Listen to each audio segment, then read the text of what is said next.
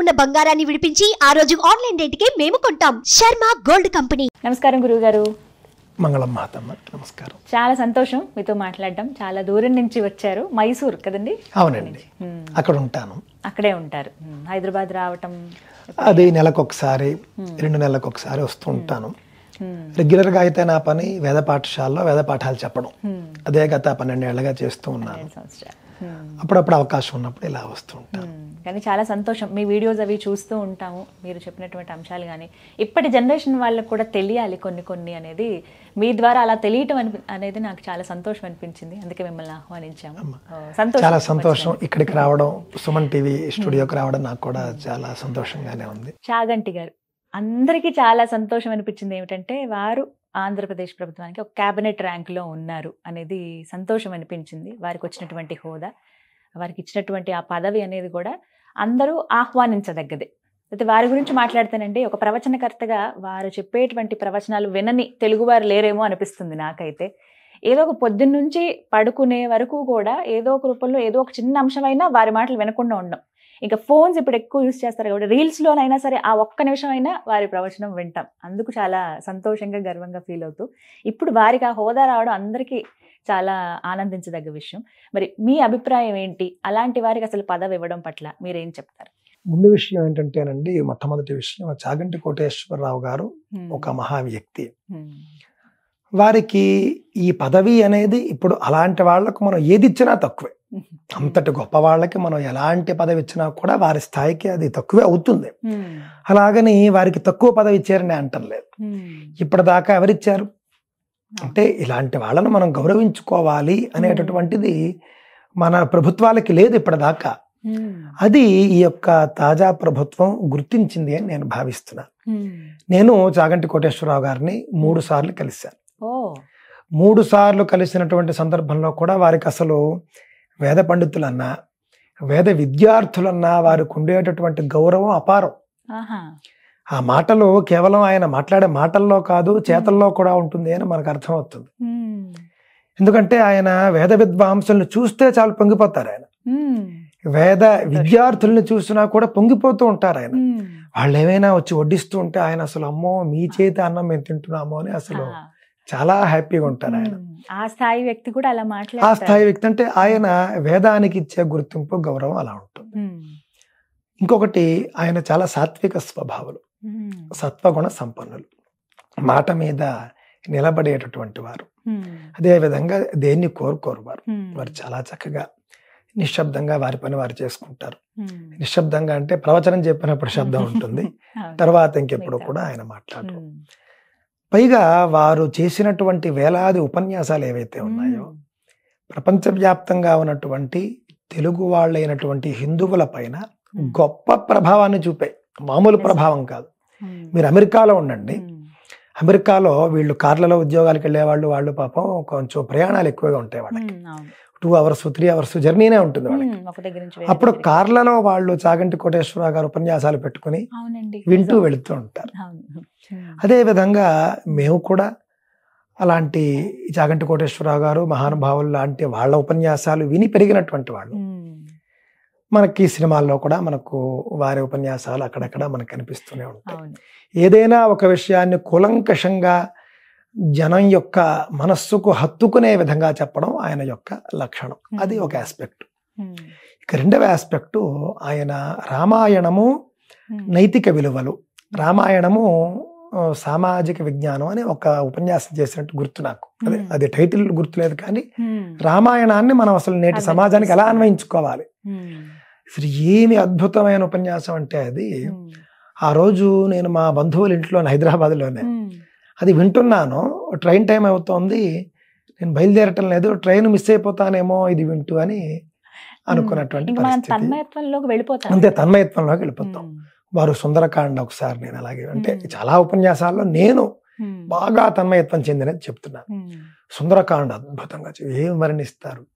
కావున సాక్షాత్తుగా ఆయన సరస్వతి స్వరూపులుగా మనం భావించి, సరస్వతి స్వరూపులైనటువంటి అలాంటి వారికి విద్యార్థులకు సంబంధించినటువంటి విద్యార్థుల్లో నైతిక విలువలు పెంచి పోషించేటటువంటి ఒక విభాగం ఏదైతే ఉందో దానికి సలహాదారుగా చేసి ప్రభుత్వం గౌరవించడం అనేది ఆయనకి ఇచ్చిన గౌరవం కాదు, ఆయనకి గౌరవం ఇస్తూ విద్యార్థుల యొక్క జీవితాన్ని బాగు చేసే ప్రయత్నం.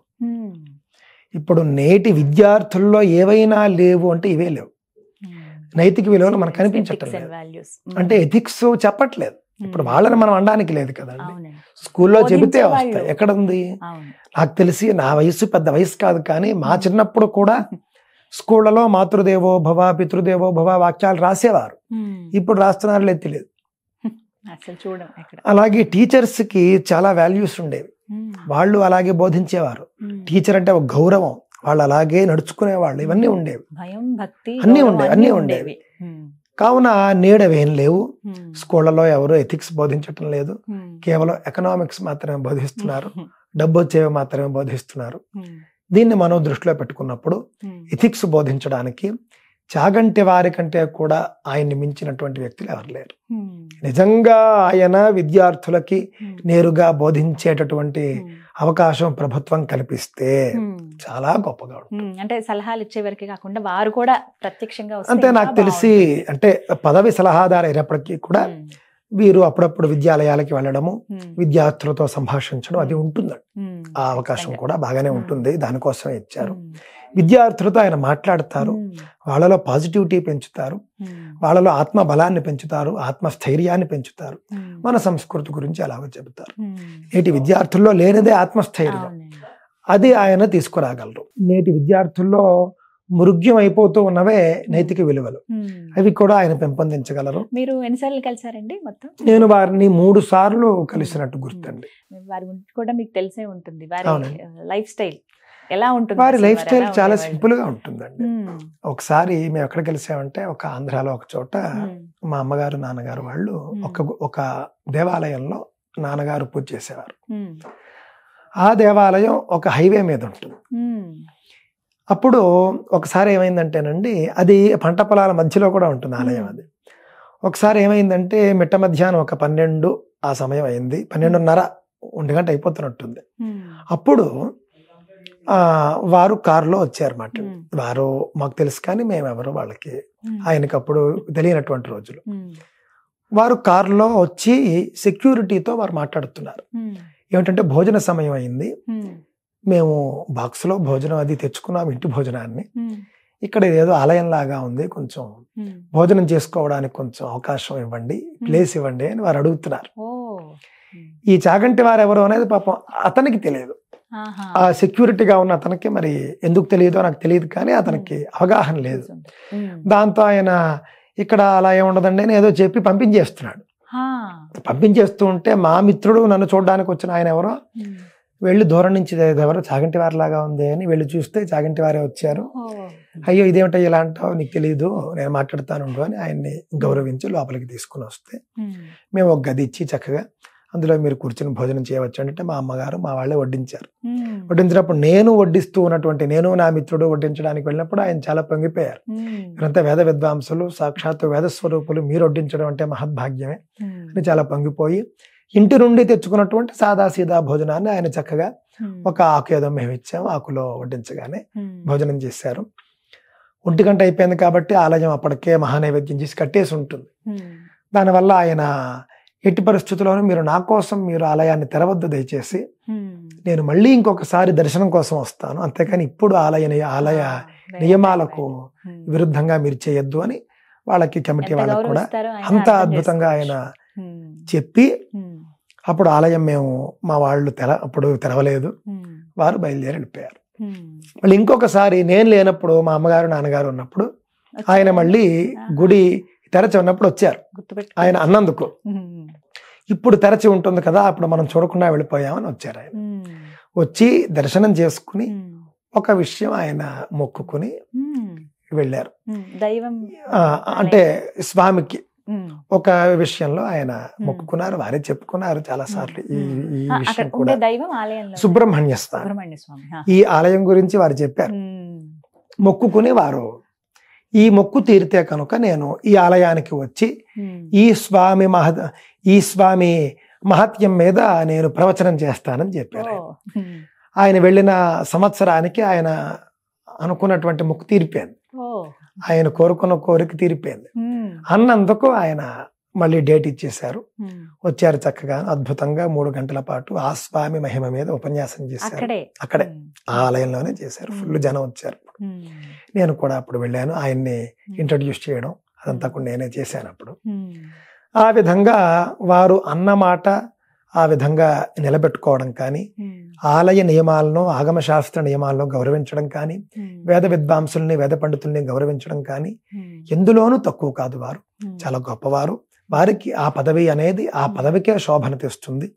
వారు ఖచ్చితంగా అందులో ఉన్నటువంటి బాధ్యతను వారు సమగ్రంగా నిర్వర్తించగలరు, విద్యార్థుల్ని సరిదిద్దగలరు. కానీ వారి గురించి చెప్పినప్పుడు చాలా సింపుల్ గా ఉంటారండి. వారు మామూలుగా బండి మీద తిరుగుతూ ఉంటారు. వారేమి కార్లలోనే తిరగాలి అని వారు ఎప్పుడు అనుకోరు. వారు కాకినాడలో మామూలుగా బండి మీద సాధారణంగానే తిరిగి వస్తుంటారు. అందరికి కనిపిస్తూ ఉంటారు. వారు అందరూ పలకరిస్తూ ఉంటారు, ఏమండి కోటేశ్వరరావు గారు అని. కూరలు తేవడానికి వెళ్తే కూరలవాడు పలకరిస్తాడు. ఆ విధంగా ఆయనది ఈ లైఫ్ స్టైల్ ఉంటుంది. కాకపోతే చాలా బిజీగా ఉంటారు ఆయన. అంతకు మించి ఇంకేం లేదు. మీరు చెప్పినటువంటి సుబ్రహ్మణ్య స్వామి దేవాలయం ఎక్కడంటేనండి, పశ్చిమ గోదావరి జిల్లా తాడేపల్లిగూడెం పట్టణానికి దగ్గరలో ఉన్నటువంటి బాల సుబ్రహ్మణ్య స్వామి దేవాలయము శ్రీ గణపతి సచ్చిదానంద ఆశ్రమం. అది గణపతి సచ్చిదానంద స్వామీజీ వారి ఆశ్రమంలో వారు ప్రతిష్ఠ చేసిన బాలసుబ్రహ్మణ్య స్వామి గుడి.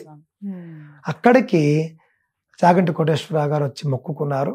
వారు మొక్కుకున్నటువంటి మొక్కు ఆయనకి తీరింది. వచ్చి మళ్ళీ ప్రవచనం చేశారు. స్వామివారికి వారు అభినందనలు చెప్పారు. బాలసుబ్రహ్మణ్య స్వామి యొక్క మహిమ కూడా వారు చెప్పుకున్నారు. మళ్ళీ ఎప్పుడైనా కలిసిన సందర్భం ఉందండి? అది అప్పుడు 2 సార్లు అయింది నేను మీకు చెప్పింది. 3వసారి ఒకసారి మైసూరులోని వారి ఆశ్రమానికి వచ్చారు. శ్రీ గణపతి సచ్చిదానంద స్వామీజీ వారి ఆశ్రమంలోనే చాగంటి కోటేశ్వరరావు గారికి ప్రవచన నిధి అని ఒక అవార్డు ఇచ్చారు. ఈ ప్రవచన నిధి అనే అవార్డు ఇచ్చినప్పుడు నేను వారితో బాగా అప్పుడు ఇంటరాక్ట్ అయ్యాను. వారితో నేను అప్పట్లో ఒక చిన్న వీడియో ఇంటరాక్షన్ కూడా నేను తీసుకున్నాను. వారితో చాలాసేపు. మీకు బాగా నచ్చిన అంశం ఏంటి వారిలో? వారిని చూసి ఏం నేర్చుకోవాలి అనుకున్నారు? వారిని చూసి నేర్చుకోవాల్సింది అని అంటే కనుకండి, ముఖ్యంగా వేదాన్ని గౌరవించడం అనేది వారిని చూసి నేర్చుకోవాలి. ఆలయ నియమాలను గౌరవించడం అనేది ఆయన చూసి నేర్చుకోవాలి. ఎవడైనా పెద్ద ఆఫీసరో లేకపోతే ఒక పెద్ద రాజకీయ నాయకుడో రాగానే నేను వస్తే తర్వారా అని తెరిపించేటటువంటి వ్యవహారం మనం చూస్తాం. అది ఈయన చూసి మనం నేర్చుకోవాలి. 1 గంటే పెద్ద టైం కూడా అయిపోలేదు. కాకపోతే మహానైవేద్యం చేసి మూసారు కాబట్టి తెరవద్దన్నారు ఆయన. ఆ విధంగా నియమాలు పాటించడం అనేది ఆయన చూసి నేర్చుకోవాలి. వేదాన్ని, వేద పండితుల్ని, వేద విద్యార్థుల్ని గౌరవించడం అనేది ఆయన చూసి మనం నేర్చుకోవాలి. ఇకపోతే సింప్లిసిటీ అనేది అందరూ నేర్చుకోవాల్సిందే. మాట కూడా ఎంతో పరిశుద్ధంగా ఉంటుంది. కమ్యూనిస్ట్ వాళ్ళు కూడా, చాలా మంది కమ్యూనిస్ట్ స్పీకర్స్ కూడా చాగంటి కోటేశ్వరరావు గారి ఉపన్యాసాలు వింటారు. ఎందుకు? భక్తితో కాదు, ఆయన చెప్పేటటువంటి భాష కోసం. తెలుగు అంత పరిశుద్ధంగా ఆయన మాట్లాడతారు. భాష చాలా గొప్పగా ఉంటుంది. ఆయన నుంచి ఇంకా చాలా ఉన్నాయి నేర్చుకోవాల్సినవి. నాకు తెలిసినంతలో నేను చెప్పాను అన్నమాట. అలాంటి వారికి ఈ పదవి రావడం అనేది సంతోషం. ఇంకొద్ది రోజుల్లో వారు కూడా ఇంకా స్టూడెంట్స్ తో, ప్రత్యేకించి విద్యార్థులతో మమేకమై ఉంటే చూడాలని ఉంది మాకు కూడా. అదేనండి, అది నాకు చూడాలని ఉంది. యువత ఆయన చెప్పినటువంటి విషయాలు విని ఆకళింపు చేసుకోగలిగితే గొప్ప మార్పు వస్తుంది అనేది నా అభిప్రాయం. వయసు తగ్గి మళ్ళీ స్టూడెంట్లు అయిపోతే బాగుండని అనిపిస్తుంది ఇలాంటివి విన్నప్పుడు. అంతే కదండి. మరి అవకాశం ఒక పాఠశాలలో ఒక తరగతికి వెళ్ళి ఆయన బోధిస్తే ఇంక చెప్పేదేముంది, చాలా గొప్పగా ఉంటాయి ఆయన మాటలు. థ్యాంక్ యూ అండి. నమస్కారం గురుగారు. నమస్కారం అండి. మంగళం మాత.